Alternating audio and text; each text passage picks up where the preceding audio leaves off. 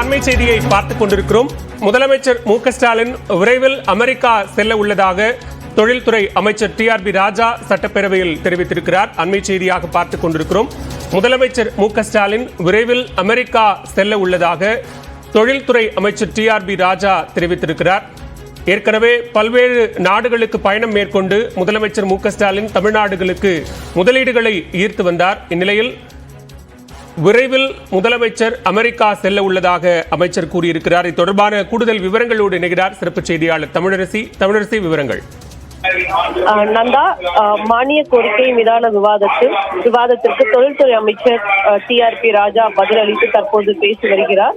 இவர் இந்த பதிலுரையில் தொழில்துறை சார்ந்த தமிழகத்தின் முன்னேற்றங்களையும் அடுத்து மேற்கொள்ளப்பட இருக்கக்கூடிய நடவடிக்கைகள் குறித்தும் திட்டங்கள் குறித்தும் உரையாற்றி வருகிறார். குறிப்பில் விரைவில் 50வது சிப்காட் பூங்காவை முதலமைச்சர் மு.க. ஸ்டாலின் தொடங்கி வைப்பார் என்றும் ஆண்டிற்கு 10 லட்சம் என்ற அடிப்படையில் 31 லட்சம் வேலை வாய்ப்புகளை முதலமைச்சர் உருவாக்கியுள்ளார் என்றும் அவர் பதிலுரையில் தெரிவித்தார்.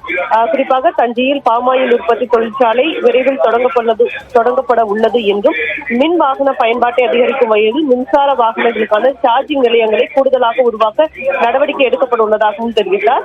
மேலும் 6,64,101 கோடி ரூபாய் முதலீட்டை உலக முதலீட்டாளர்கள் மாநாடு மூலம் முதலமைச்சர் ஈர்த்துள்ளார் என்றும் விரைவில் முதலமைச்சர் அமெரிக்கா செல்ல உள்ளதாகவும் தொழில்துறை அமைச்சர் தெரிவித்துள்ளார்.